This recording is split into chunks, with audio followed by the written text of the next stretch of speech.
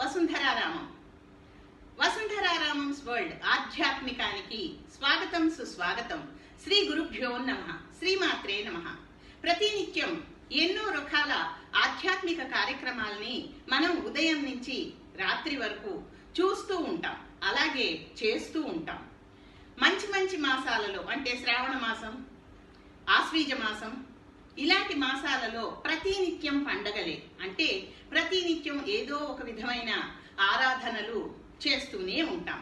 కాకపోతే మనకి కొన్ని శంఖలు ఉంటూనే ఉంటాయి. అది పూజ భక్తి విషయంలోనే కాకుండా నిజ జీవితంలో కొన్ని విషయాలలో కూడా మనకు కొన్ని మూఢనమ్మకాలు ఉన్నాయి. వాటిల్లో ముఖ్యమైనవి నేను చెప్పదలుచుకున్నాను. మొట్టమొదటిది అమావాస్య. అమావాస్య తిథి అనగానే కొత్త పనులు చేయాలన్నా, మంచి పనులు చేయాలన్నా, కొత్త బట్టలు ధరించాలన్నా, ఏం చెయ్యాలన్నా మనం భయపడుతూ ఉంటాం. అది పూర్తిగా నిజం కాదు.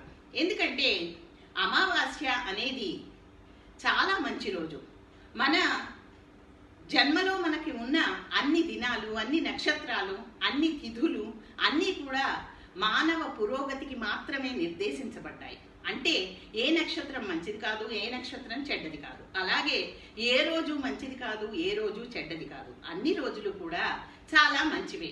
అయితే ఈ అమావాస్య గురించి అపోహ ఎందుకు అంటే అది అనాదిగా వస్తోంది. కాకపోతే జ్యేష్ఠ అమావాస్య, అలాగే కొన్ని ఆషాఢ అమావాస్యని మనం ఇంకా పట్టింపుగా జరుపుకుంటూ ఉంటాం. అలాగే పౌర్ణమి అంటే కూడా మనకి కొన్ని రకాలైన అభిప్రాయాలు ఉన్నాయి. కొన్ని పౌర్ణముల్ని మనం ఎంతో విశేషంగా జరుపుకుంటూ ఉంటాం. అందుకు గురు పౌర్ణమి ఒక ఉదాహరణ. మనకు సంబంధించిన గురువుని తలుచుకొని ఆ దక్షిణామూర్తి స్వామికి అభిషేకాలు, అర్చనలు చేస్తూ ఉంటాం. జ్యేష్ఠ మాసంలో వచ్చే పౌర్ణమిని ఏరువాక పౌర్ణమి అంటారు. ఈ ఏరువాక పౌర్ణమి రైతులకు పెద్ద పండగ. అలాగే దానికి ముందు వచ్చే 5 రోజుల ముందు కామాఖ్య దేవాలయంలో ప్రచండమైన ఒక భక్తి జరుగుతుంది. అది ఎంతో విశేషమైనది, తరతరాలుగా ఎవ్వరూ నిర్దేశించలేనిది, ఎందుకు అని చెప్పలేనిదిగా జరుగుతుంది. అంటే మనకి ఈ పౌర్ణమి ఎంత విశేషమో అంత గొప్పది అని భావించాలి. పౌర్ణమి లక్ష్మీదేవికి ప్రీతికరమైంది అంటారు. అలాగే పౌర్ణమి నాడు, మనకి వచ్చే జ్యేష్ఠ పౌర్ణమి నాడు శివుడికి అభిషేకం చేస్తే విశేషమైన ఫలాలను అందిస్తాడు అని కూడా చెప్తారు. శివుడికి అభిషేకం చేస్తే గ్రహాల శాంతి జరుగుతుంది అనే విషయం మీకు తెలుసా? మామూలుగా గ్రహశాంతి, ఏలినాటి శని, అర్ధాష్టమ శని, అర్ధమ శని ఇవన్నీ ఉన్నాయి అంటే వాటి గ్రహ పూజలు చేయమని, జపాలు చేయించమని చెప్తూ ఉంటారు. కానీ అన్ని గ్రహాలకు మనం శివాభిషేకం చేస్తే విశేషమైన ఫలితాలను అందుకుంటాం.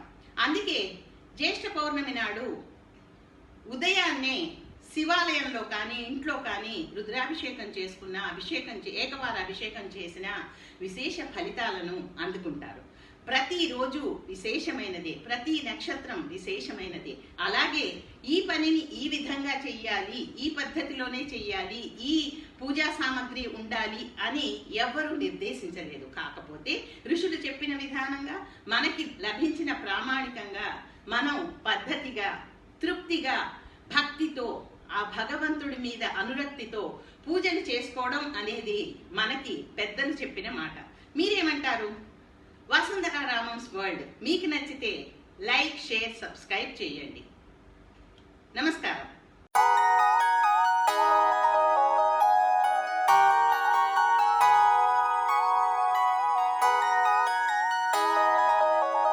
वीडियोस बनाने हैं, फिल्मोरा है ना।